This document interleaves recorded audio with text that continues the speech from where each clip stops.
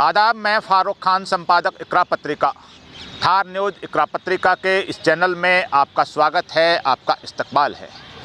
आज का ये एपिसोड है, ये मंत्रिमंडल को लेकर के है।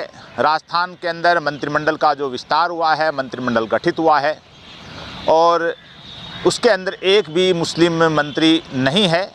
इसी तरह से मध्य प्रदेश और छत्तीसगढ़ में भी मंत्रिमंडल का गठन हुआ है, उनमें भी एक भी मुस्लिम मंत्री नहीं है। तेलंगाना के अंदर भी एक भी मुस्लिम मंत्री नहीं है और केंद्र सरकार के अंदर भी एक भी मुस्लिम मंत्री नहीं है। इस चीज़ को लेकर के ये आज का एपिसोड है। और जो सियासी गलियारों में ख़ास तौर से जो मुस्लिम बुद्धिजीवी हैं, मुस्लिम पॉलिटिशियन के बीच में एक चर्चा का विषय काफ़ी दिनों से बना हुआ था और 29 दिसंबर को जो राजस्थान का मंत्रिमंडल गठित हुआ, उसके बाद ये विचार है, ये चर्चा है, तेज़ी से होने लग गई। और मीडिया में भी इसकी चर्चाएं हैं कि मुस्लिम पॉलिटिक्स है, मुस्लिम सियासतदान हैं, उनको जो भारतीय जनता पार्टी की जो नए अंदाज की सियासत है, उससे क्या मुस्लिम पॉलिटिक्स है वो पूरी तरह से हाशिए पे चली गई है। क्या मुस्लिम वोटर्स की, मुस्लिम पॉलिटिशियन की और मुस्लिम प्रतिनिधित्व है सत्ता के अंदर, उसकी अब कोई ज़रूरत नहीं है।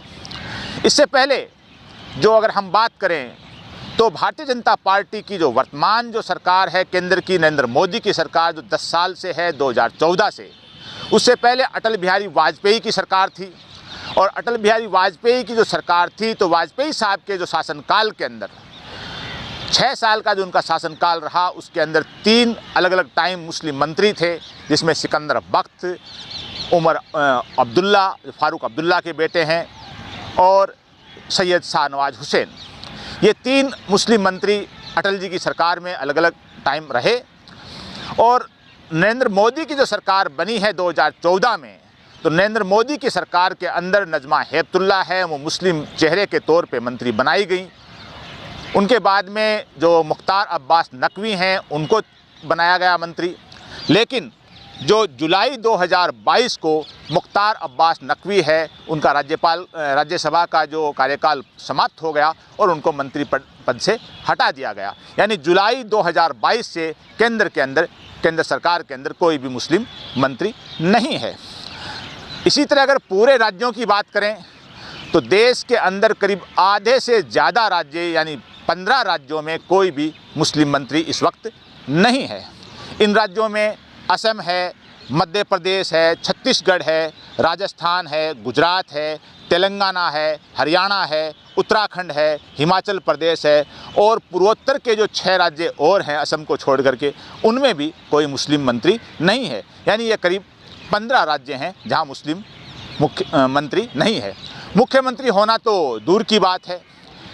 मुख्यमंत्री जम्मू कश्मीर में एक मुस्लिम मुख्यमंत्री हुआ करता था और वो भी जो 5 अगस्त 2019 को जो आर्टिकल 370 का जो समाप्त करने के बाद जम्मू कश्मीर का जो राज्य का दर्जा था वो भी समाप्त कर दिया गया और 2 यूनियन टेरिटरी केंद्र शासित प्रदेश में जम्मू कश्मीर का विभाजन कर दिया गया और उसके बाद में वहाँ कश्मीर में कोई चुनाव नहीं हुए, तो जम्मू कश्मीर में भी कोई मुस्लिम मुख्यमंत्री इस वक्त नहीं है।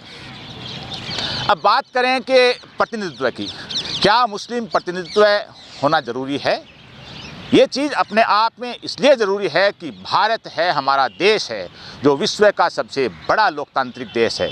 90 करोड़ से अधिक वोटर हैं और इतने तो बहुत से देशों की जनसंख्या भी नहीं है। तो जाहिर सी बात है, जब लोकतंत्र है, हर वयस्क महिला और पुरुष को वोट देने का अधिकार है, चुनाव लड़ने का अधिकार है, तो जाहिर सी बात है सत्ता में भागीदारी भी उसे मिलनी चाहिए। उसे किसी धर्म के आधार पे, समाज के आधार पे, क्षेत्र और भाषा और रंग के आधार पे, खान पान के आधार पे किसी व्यक्ति के साथ भेदभाव नहीं होना चाहिए। लेकिन ये जगजाहिर है कि भारतीय जनता पार्टी की जो नई किस्म की नई ब्रांडेड जो सियासत 2014 से शुरू हुई है, उसमें पूरी तरह से मुस्लिम के साथ पॉलिटिकल तौर पर भेदभाव शुरू हो गया है। और जो देश की जो आबादी है उसके अंदर सेकंड मेजॉरिटी जो मुस्लिम मानी जाती है, करीब 25 करोड़ के करीब आबादी मानी जाती है, उसके अंदर से 15 राज्यों में और केंद्र सरकार में कोई मंत्री नहीं होना अपने आप में लोकतांत्रिक व्यवस्था पर सवाल खड़ा करता है।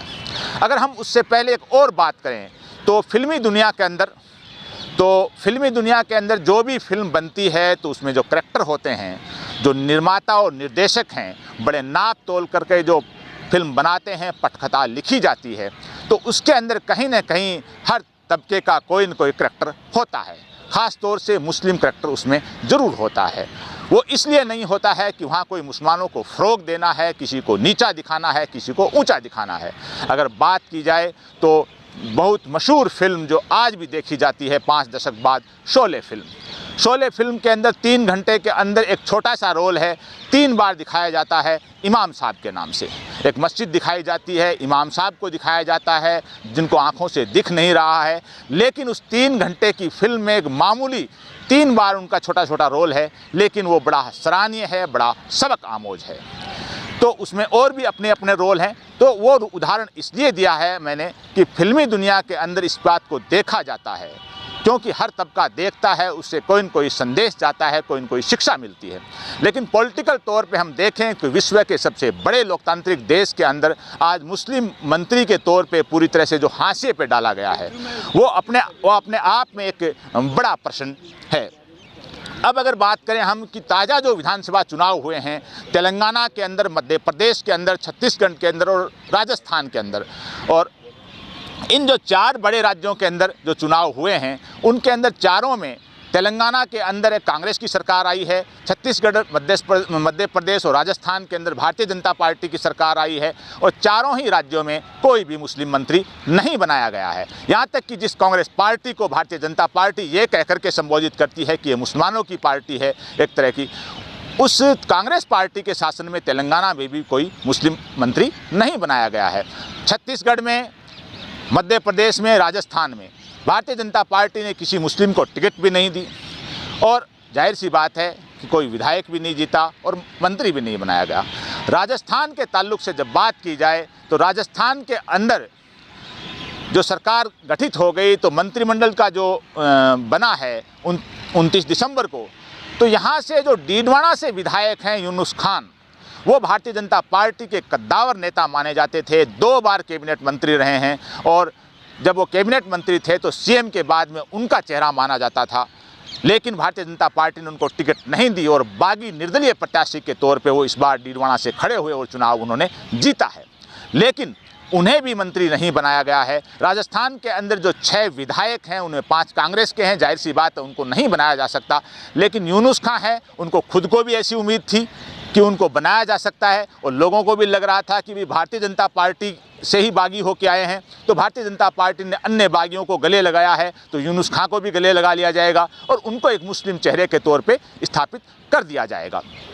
अब आप देखिए, यूनुस खान ने अपने आप को साबित करने के लिए कि मैं भारतीय जनता पार्टी का ही हूँ, चुनाव के दौरान और चुनाव के बाद में मंदिरों में जाना, पूजा अर्चना करना और जो भी चीज़ें करनी चाहिए वो सारी की, और यहाँ तक कि जो विधायक की विधानसभा में शपथ ली तब भी यूनुस खान ने संस्कृत भाषा में शपथ ली। ऐसा नहीं है कि संस्कृत भाषा में शपथ नहीं ले सकते हैं, लेकिन उन्होंने अपने पूरे जो पॉलिटिकल क्रियाकलाप हैं उनमें दिखाने की कोशिश की शपथ के दौरान, और मंदिरों में जाकर के भी पूरे भारतीय जनता पार्टी की लीडरशिप को भी कि मैं तुम्हारा आदमी हूँ, तुम्हारे बीच से निकला हूँ, तुमने टिकट नहीं दी, मैं बागी होकर चुनाव लड़के जीत के आया हूँ, लिहाजा मुझे एक मौका दिया जाए। लेकिन इतना होने के बाद भी यूनुस खां को भी मंत्री नहीं बनाया गया। ये एक भारतीय जनता पार्टी की पॉलिटिक्स है कि जिसके अंदर मुस्लिम को किसी को मंत्री नहीं बनाया जाएगा। लेकिन इस पॉलिटिक्स के अंदर जो कांग्रेस की पॉलिटिक्स है वो भी अपने आप में बड़ी विचित्र पॉलिटिक्स है कि तेलंगाना और हिमाचल प्रदेश हैं, 2 ऐसे राज्य हैं जहां आज कांग्रेस का शासन है, लेकिन उन दोनों में भी कोई मुस्लिम मंत्री नहीं है। अब आपको एक और इतिहास, जो बड़ा ही दिलचस्प इतिहास मैं आपको बताता हूं कि मध्य प्रदेश के अंदर दिग्विजय सिंह की सरकार रही है 10 साल लगातार। उस सरकार में एक ऐसे आदमी को मंत्री बनाया गया था, एक ऐसे मुस्लिम को मंत्री बनाया गया था जो विधायक नहीं थे। नाम था इब्राहिम कुरैशी। इब्राहिम कुरैशी साहब से मेरे भी बड़े अच्छे संबंध थे। उनका 8 साल पहले 2016 में इंतकाल हो गया। इब्राहिम कुरैशी साहब एक ऐसे शख्स थे मध्य प्रदेश के जो बिना विधायक के मंत्री रहे थे, विज्ञान और प्रौद्योगिकी मंत्रालय के, वहाँ के जो राज्य अल्पसंख्यक आयोग है उसके भी चेयरमैन रहे। दिग्विजय सिंह ने उनको बनाया तो जो है, संविधान में प्रावधान है कि जो आदमी विधायक नहीं होता है, विधान परिषद या विधानसभा का किसी का सदस्य नहीं होता है, तो उसको मंत्री बनाया जा सकता है और वो 6 महीने के अंदर किसी भी सीट से चुनाव लड़ करके जीत के सदन का हिस्सा बन सकता है।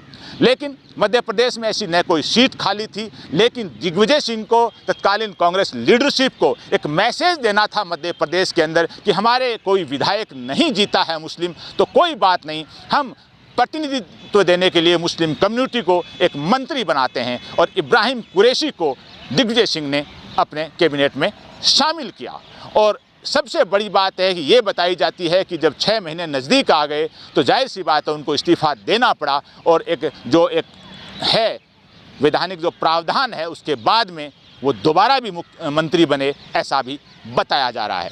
तो ये एक चीज़ देश के अंदर हुई है मध्य प्रदेश में कि जो 93 से लेकर के जो 3 तक जो दिग्विजय सिंह की सरकार थी कांग्रेस की, उसमें इब्राहिम कुरैशी साहब हैं जो श्योपुर मध्य प्रदेश के निवासी थे और वो बिना विधायक बने मंत्री रहे हैं।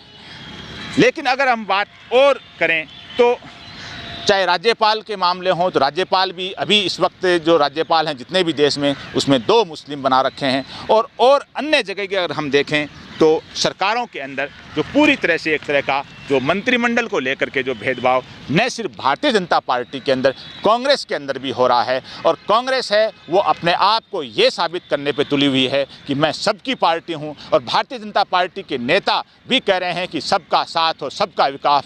लेकिन जब ये देखा जाए कि पूरे देश के जो 29 राज्य हैं उनमें से जो 15 राज्य हैं उनमें कोई भी मुस्लिम मंत्री नहीं है। 2 केंद्र शासित प्रदेश हैं, दिल्ली और पांडिचेरी, जहां सरकारें बनती हैं वहां। तो इस हिसाब से जो 29 राज्य और केंद्र शासित प्रदेश हैं, इनके अंदर 15 के अंदर कोई भी मुस्लिम मंत्री नहीं है। जहाँ तक असम की बात की जाए तो असम की जो 3.5 करोड़ के करीब आबादी है उसमें 1 करोड़ मुस्लिम आबादी बताई जा रही है, यानी एक तरह का 30 से 32% मुस्लिम आबादी है। उसके बावजूद वहाँ कोई मुस्लिम मंत्री नहीं है। राजस्थान की जो आबादी है, राजस्थान की करीब 7 करोड़ की आबादी, उसमें भी 90 लाख 1 करोड़ मुस्लिम मानी जाती है, यहाँ भी कोई मुस्लिम मंत्री नहीं है। तेलंगाना के अंदर 45 लाख के करीब मुस्लिम आबादी मानी जाती है, लेकिन वहाँ भी कोई मुस्लिम मंत्री नहीं है। यानी जो कांग्रेस का शासन है तेलंगाना में, तो कम से कम कांग्रेस तो ये मैसेज दे सकती थी, जैसा मध्य प्रदेश की दिग्विजय सिंह सरकार ने 1993 से 2003 तक दिया, इब्राहिम कुरैशी को मंत्री बना करके बिना विधायक के।